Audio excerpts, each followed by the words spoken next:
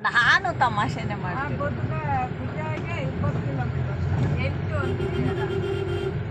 ಅಲ್ಲ ಅವ್ರು ಯಾರೋ 8 ಅಂದ್ರಪ್ಪ, ಯಾರು ಅಂತ ನೆನಪಿ.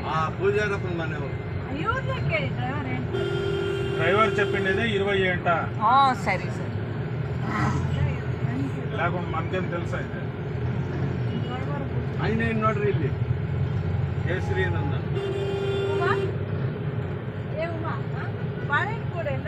Hi friends, welcome back to my channel Poovadi Anu life style.